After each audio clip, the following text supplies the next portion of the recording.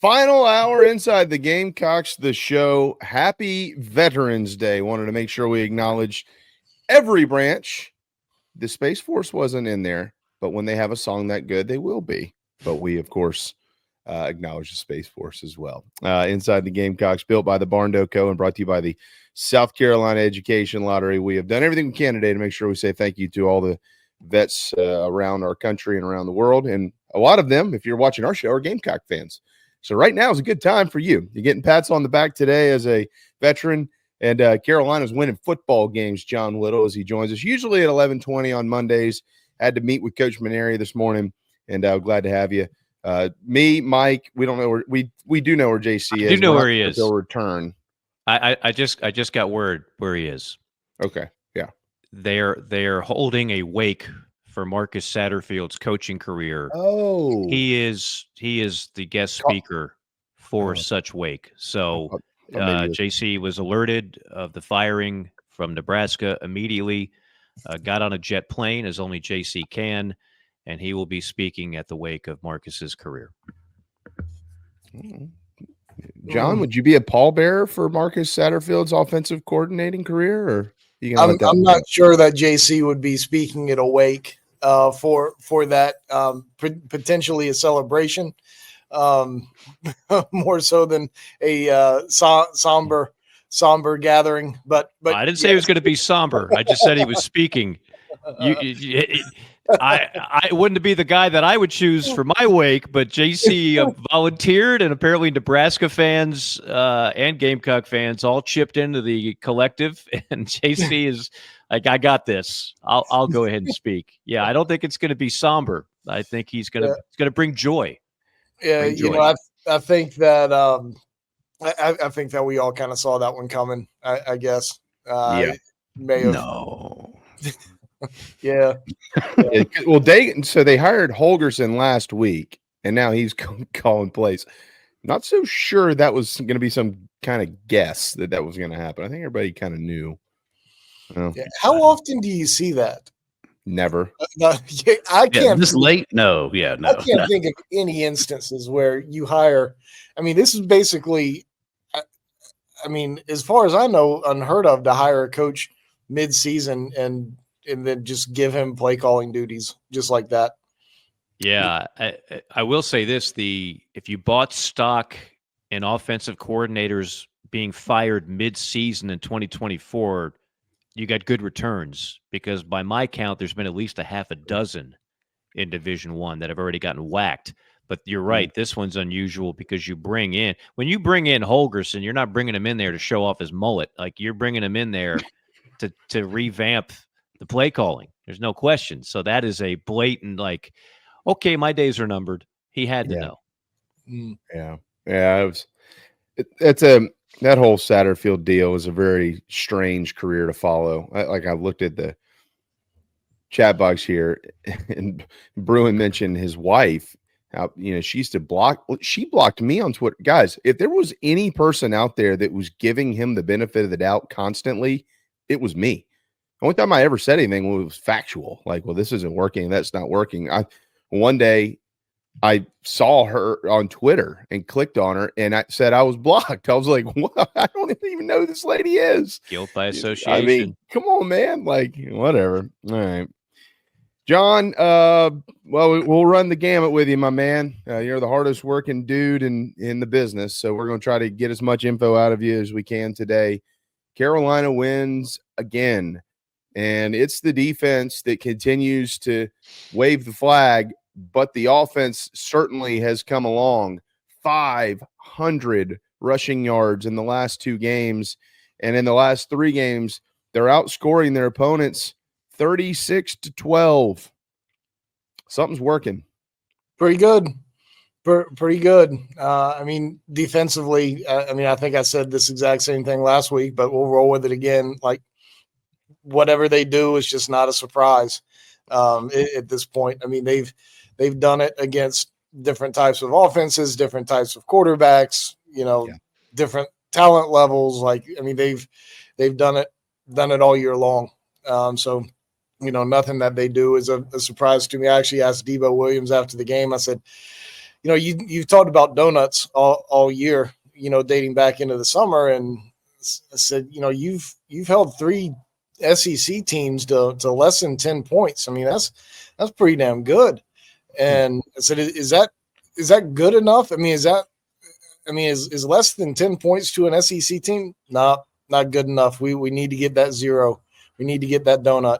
I mean, they're holding themselves to a really high standard, and they're playing that way, week in and week out. So been really impressed with them all year long. And offensively it's just growth. It's just growth. I mean, they took what the defense gave them all week against Vandy. I mean, they had the ball. They possessed the ball 4 times in the first half. They missed a field goal. One of those 4 possessions was one play. One was a touchdown and one was a punt. They came out in the second half and I thought had a great second half. It was spurred on by that play Sellers made to get out of that sack and find Jared Brown for 51 yards. By the way, like, that guy scrambling across his body and just flicks his wrist and throws it 40 yards in the air. Come on. That's what Pat DeMarco said earlier. Yeah. Oh, did he? Pretty good. Yeah. Well, it just goes to show you're pretty good at what you do, But picking up on those things. I mean, that play, like, Vandy had, I mean, I know Vandy was down 7-0, but Vandy had South Carolina like right where it wants them, right? Like, you're playing a slow pace game. You're in a 1-possession game. You're about to get sacked at the 3-yard line and be looking at I guess it would be 2nd and 23, 2nd and 22, 2nd and 23, 33. Something like that, because you had the first and you had the holding. You're about to get sacked for a loss of 12. Like, I mean, Vandy was about to get the ball back in good field position, and it was Vandy had South Carolina kind of right where it wanted them. Lenore Sellers made a play and just started rolling from that point forward. So I'm impressed with the growth offensively. They're showing a little bit more maturity as the season has gone along. And just super impressed. A couple of a note and then a comment. First of all, the 3 scores that you mentioned were all on the road, and I don't really give a damn where you go and how good that offense is or whatever. Mike knows this. He's called a game in every ballpark in this league. You go on the road and you hold the home team to 6 points, 7 points, 9 points, you're good. I mean, you're in an environment that's not yours. You got all these different – I mean, how long was Carolina just terrible on the road? That has flipped on its head in a hurry, and they didn't play bad in Tuscaloosa either, for what that's worth. The other thing, though, I would say on the donut side of this, to have some fun with the conversation, I can make a legitimate argument that the 2 teams Carolina fans hate the most are coming up. Clemson and Missouri. Now, you can make the argument that Missouri might not be considered a, quote, rival, although it probably should be. They've whipped Carolina 5 straight years. But everybody doesn't like the team in the upstate, and they're eating a soul in this fan base, or probably, for that matter, any other fan base in the league that cares much for Missouri. So if you want to throw a donut or 2 on the board, now would be the time to do it, I'd say, with both of those Tigers programs coming up. Yeah, not only has Missouri won 5 straight, Eli Drinkwitz has won 5 straight, 4 at Missouri and 1 at App State. So, they got to solve that riddle somehow this weekend. You gotta think, but you're right. I mean, these guys have just played so well all year, and you look at the guys. I mean, I thought before the year that linebacker room could. You can see the biggest change in level of play from one year to the next, year over year. The most at linebacker, and by golly, I mean, that certainly seems right. Like, Debo's was all SEC last year, but I think he's elevated his level of play again. I mean, Demetrius Knight in there, like, no disrespect to Stone Blanton or Pup Howard, but Demetrius Knight Jr., holy moly, he's helped transform this defense. Bam Martin Scott has really taking the next step to his game too. JC, I think, was on his bandwagon for a long time now, talking about dating back to the spring, how much that he's improved. So, it's that the way the linebackers have played have helped transform things. Obviously, what Dylan Stewart and Kyle Kennard have done to help out on the edge. It's been a treat to watch those guys.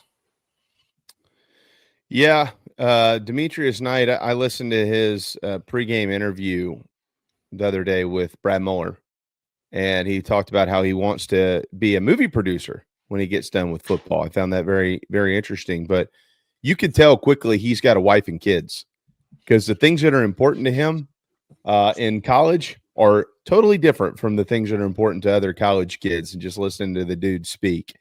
And obviously he's probably going to get a chance in the NFL, and I got a feeling he'll stick around for a little while. John, and he's a mature kid. I mean, he's I don't think, and I'm not trying to disrespect anybody when I say this. I mean, he's married. I don't think these kids were oopsies.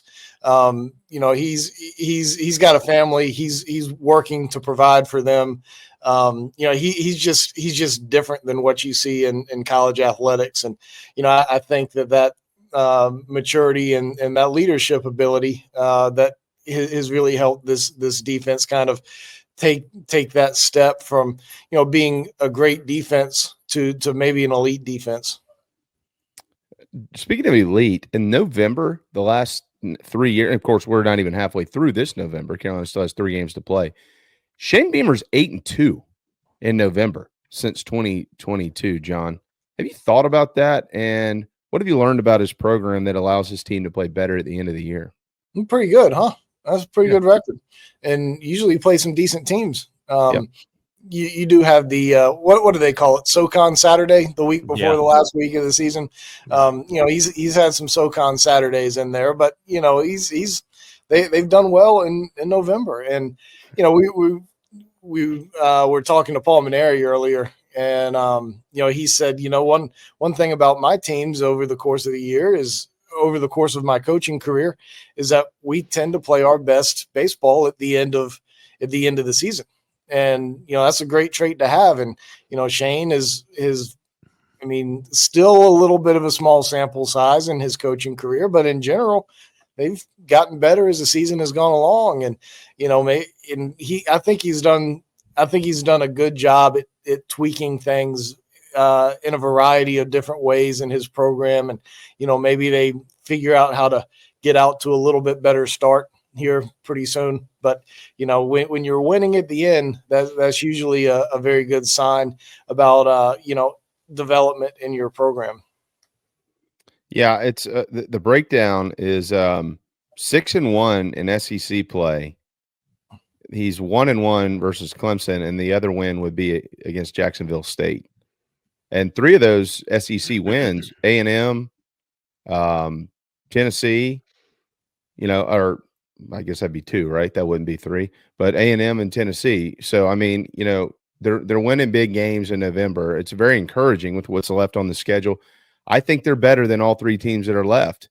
And I'm sure, that little crazy Clemson guy that sits in his basement and does videos of Gamecock people all day will take that and put it into some little montage, which is fine. But that's not being disrespectful of Clemson. Like, that's being respectful of this Carolina football team and this defense. I'm not so sure anybody out there wants to see this Carolina defense. And John, if they're going to run the football like they've been running it, and Lenore Sellers continues to do what he's doing from a developmental standpoint, and they keep getting the ball and not turning it over and getting the ball in their best players' hands, they become the team we've been talking about, right, Mike? Like A&M, and one of the things that made Vanderbilt so tough was they didn't beat themselves. A&M didn't beat themselves. Well, what did Carolina do early in the season? They were beating themselves. When they're not doing that, they're very, very, very difficult to take down, and they're proving that.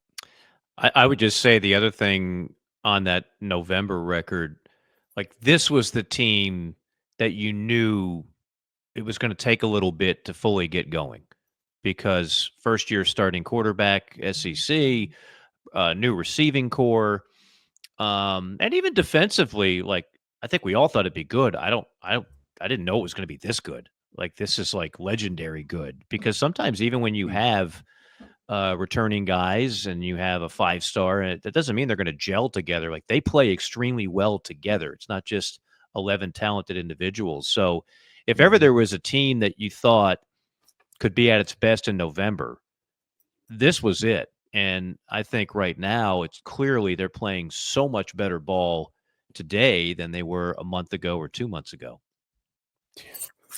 Freshman quarterback, who I think about everybody in this league would love to have, Lenore Sellers. He is something. Before we move on, John, as far as the Missouri game goes, it does seem like Brady Cook's going to be out.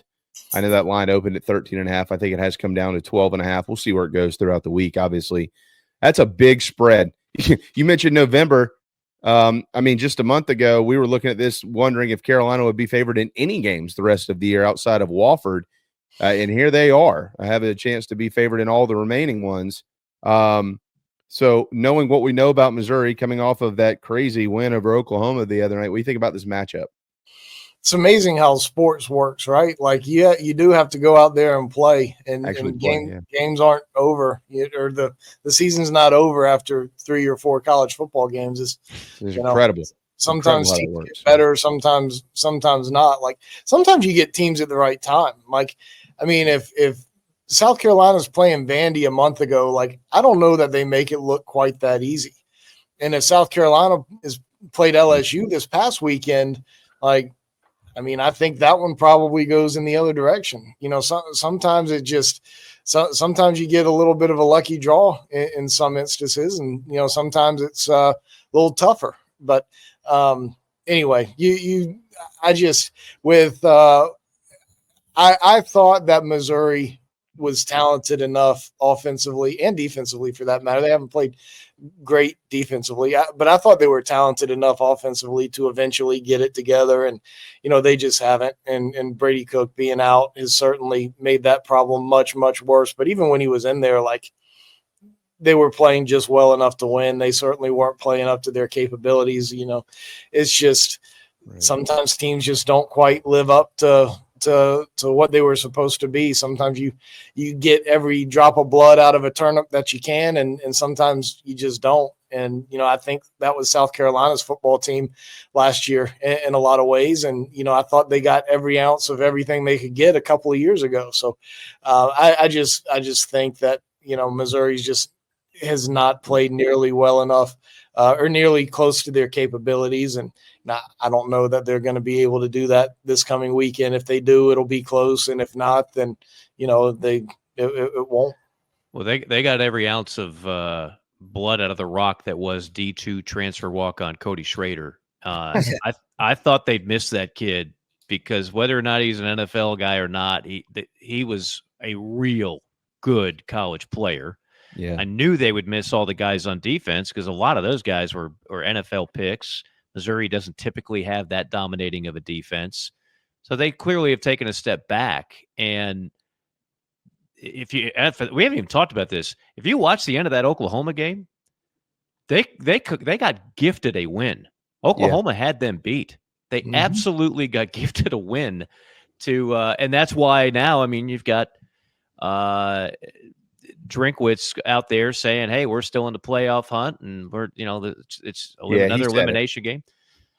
Look, he's not lying. Technically speaking, they're alive in it. And if I was a coach, I'd say the same thing. But I think he knows they're behind the 8 ball here. They are really behind the 8 ball. They're catching a team that clearly is playing some of the best college football of anybody in the country right now. And I don't think you can say the same about Mizzou. Yeah, and the 2 best teams they played in the league are A&M and Alabama, and the combined scores in those are 75-10. Yeah. So that's going to hurt, Eli. Speaking of coaches and comments, Clark Lee called it a 3-phase ass kicking by the Gamecocks the other night, which I thought was certainly interesting. So, and they've had a run that was 5 straight games in a row, and most of they had Ball State mixed in there, but they were on the road at Auburn last week. Alabama was in there, Texas was in there. And Vandy, as great as that story is this year, they just don't have the depth. And, they had a couple of guys hurt. Like they needed a bye, and South Carolina was not a bye.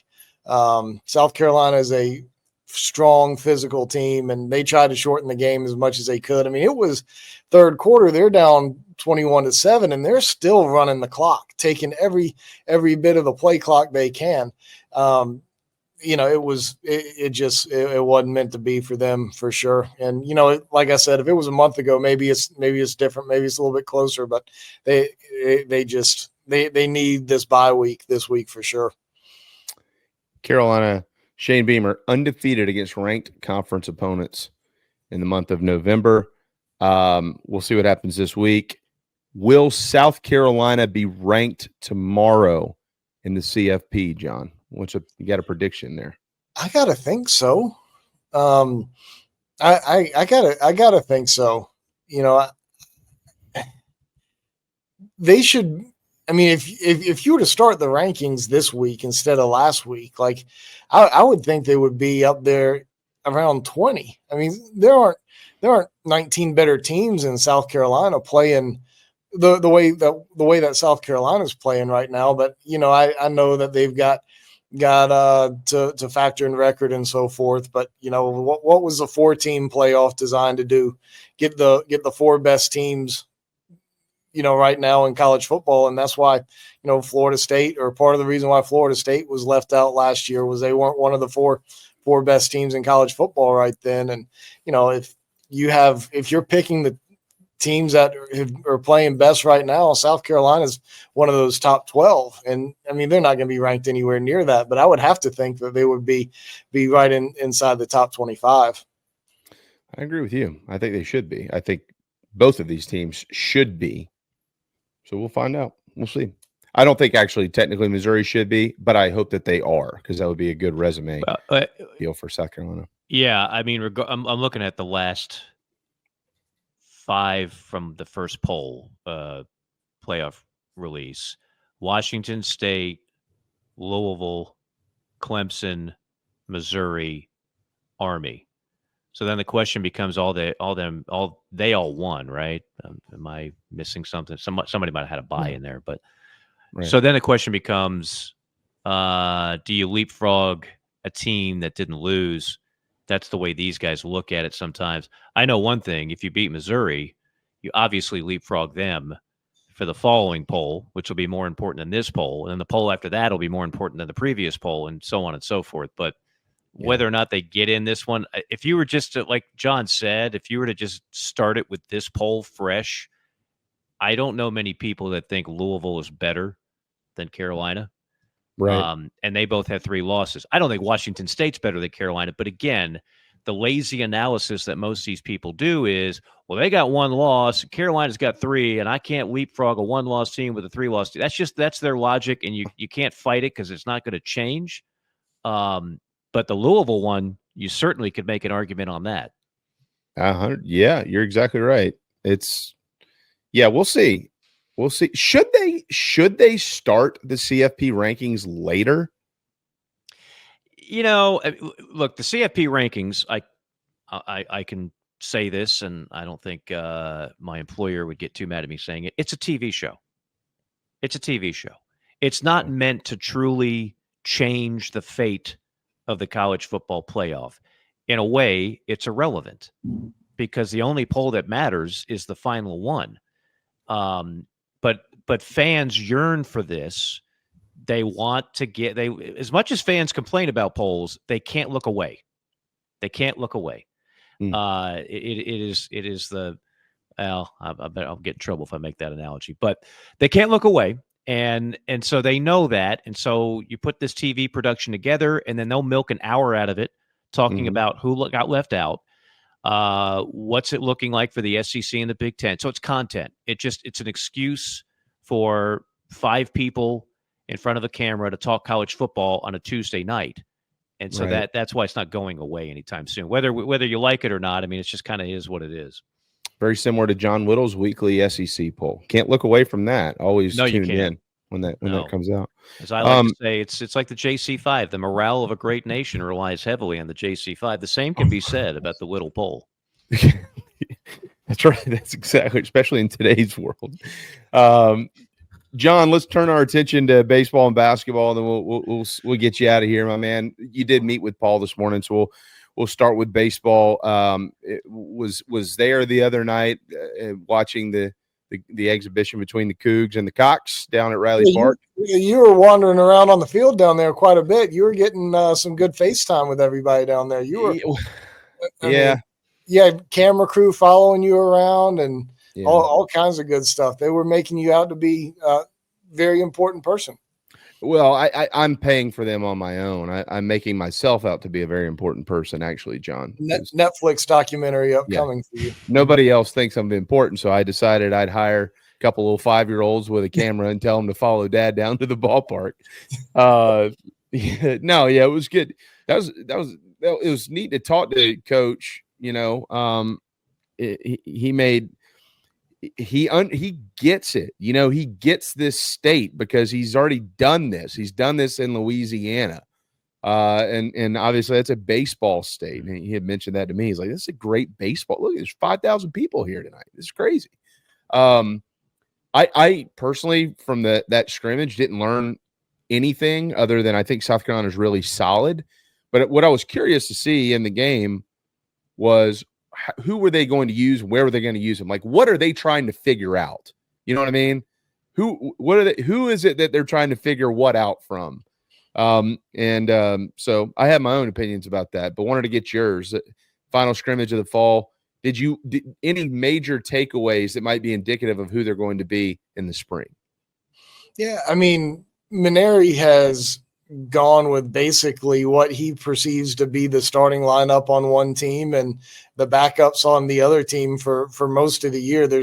Most of the fall, there's been, some shuffling, especially depending on health of players. But, and oftentimes, and at least the coaches I've covered, they'll do that some, but they'll put half starters on one team, half on the other, and, just kind of intermingle the starters and backups between teams more often than Mainieri. So, I think you've got a good idea based on that lineup, what he's thinking at this point. So, he mentioned today, he asked him about the closer job. And, he mentioned today that he really liked Matthew Becker back there. He named a few guys, but said he really liked Matthew Becker back there. And he wanted to put Matthew at the end of the game against Charleston and to throw the 8th and the 9th innings to see what it would be like at the end. He said, I was going to just throw him the 9th, but I threw him the 8th as well, just in case we didn't get to play the 9th.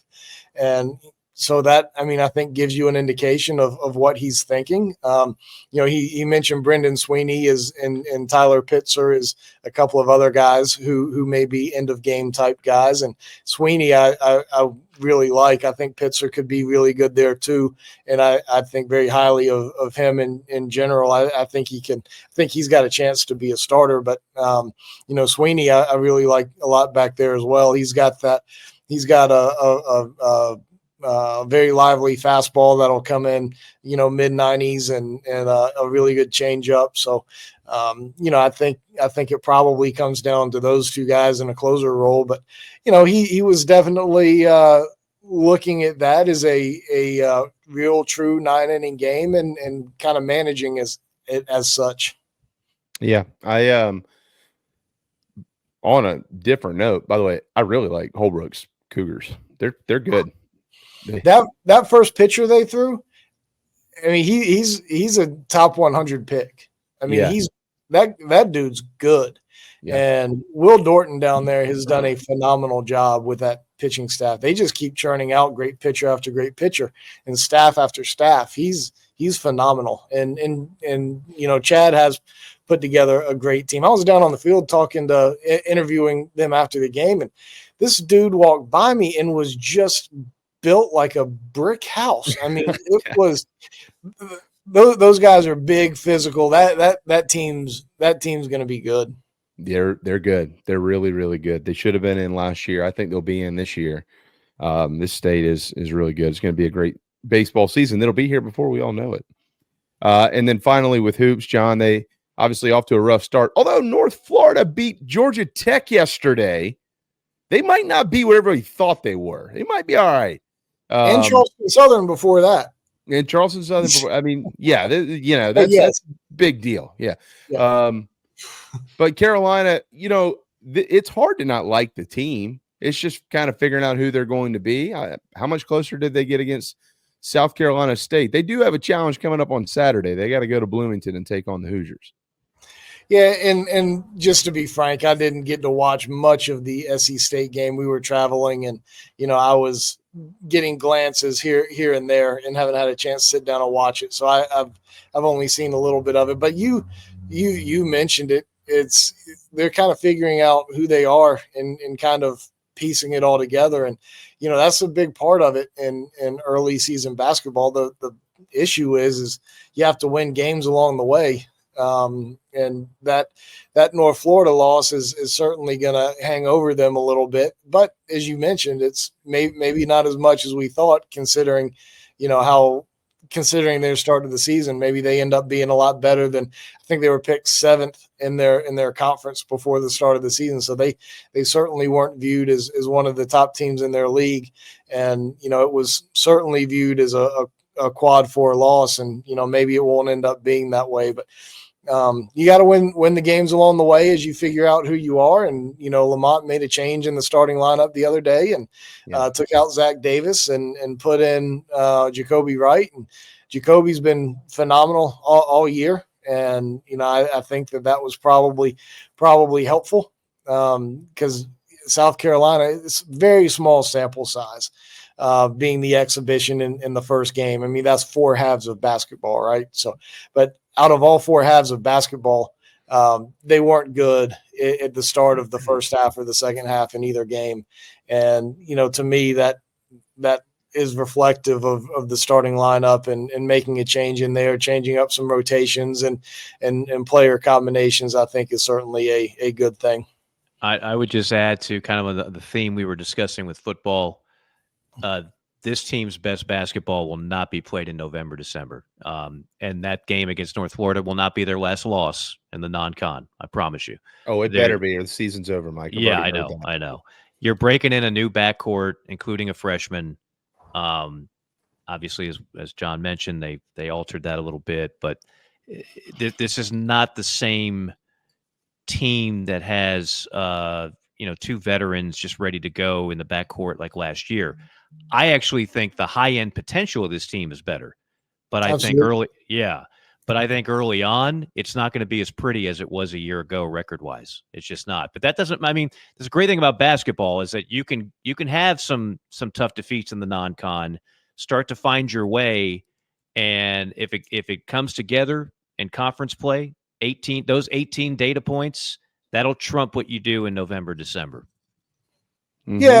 Yeah. I mean, I think you're right in a lot of ways, but South Carolina was down in the KenPom and metrically and so forth for a long time last year because they weren't very attractive school, and part of the reason was because they didn't have the lopsided wins early in the season last year. And but it was a weak non-con, if we're being honest. I mean, he's scheduled for a team that had needed some confidence, right? So you went pretty weak, and it made the record, but it worked because the confidence came, they gelled, and they kept winning games in conference. So that's what you're hoping for now. But I do think there's going to be, like a lot of teams with new faces, particularly in the backcourt, there's going to be some humble pie in November, December. I don't think that we'll go 12-1, and you probably won't, but that's okay.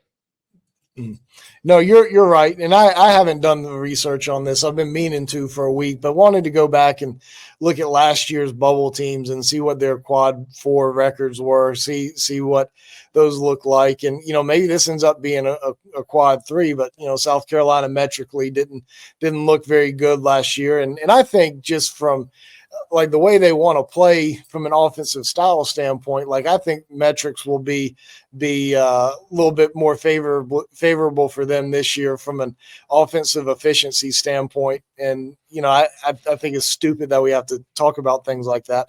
But, I think that will certainly help this year's team from a metric standpoint. But, last year they won close games in the non-conference. It was an exhibition, but they beat Wofford by 3. It was a tight nip and tuck game against VMI. I know they ended up winning by. Oh no!